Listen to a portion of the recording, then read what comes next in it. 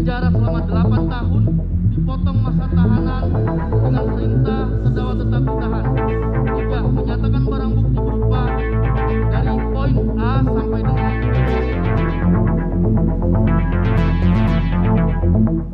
Lalu kenapa PC dituntut 8 tahun? Inilah Mbak, siapa namanya? Fatimah. Mbak Fatimah, ini makanya saya beri penjelasan. Ini Pak Ketut mengumpulkan kalian di sini supaya mendengar dari satu pintu yang tidak dari orang lain ya. Kenapa PC 8 tahun? PC ini Pak sama dengan KW ya, dalam arti peran aktifnya dalam hukum pidana ada peran aktif. Dia itu tidak melakukan sesuatu ya, dan dia ada di kamar ketika itu.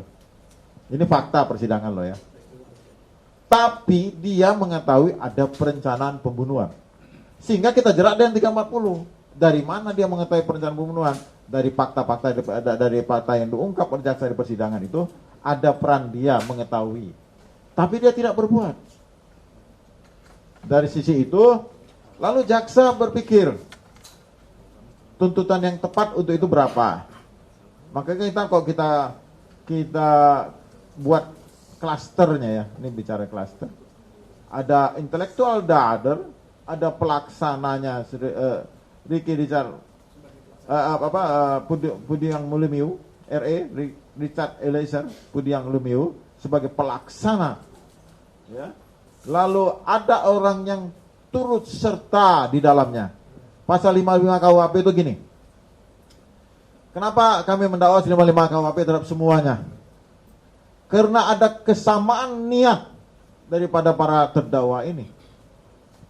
Kesamaan niat Willens and Weten ada di sana. Sehingga jaksa mengkonstruksikan surat dakwaan bersama-sama. Sama-sama mengetahui. Tapi dalam pelaksanaannya ada perbuatan aktif dari orang itu menghabisi nyawa orang lain. Ada yang hanya mengetahui perencanaan pelaksanaan pembunuhan, tapi tidak melakukan sesuatu. Ini yang perlu saya garis bawahi. Kenapa 8 tahun?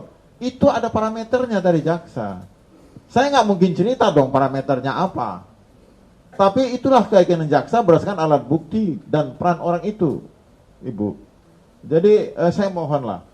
Ini belum selesai, sidang belum selesai. Masih ada pledoi dan putusan.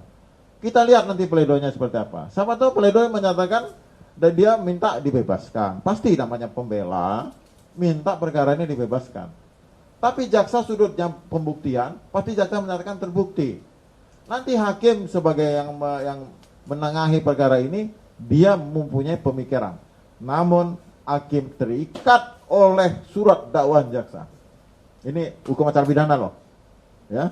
Hakim membuktikan tidak boleh lepas dari surat dakwaan jaksa. Lalu ketika hakim itu tidak yakin dengan tuntutan jaksa, dia bisa memprisprah perkara ini. Bisa bebas.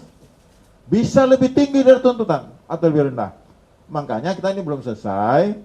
Kawan-kawan media dan seluruh Indonesia yang mendengar ini, biarkan hakim berpikir jernih.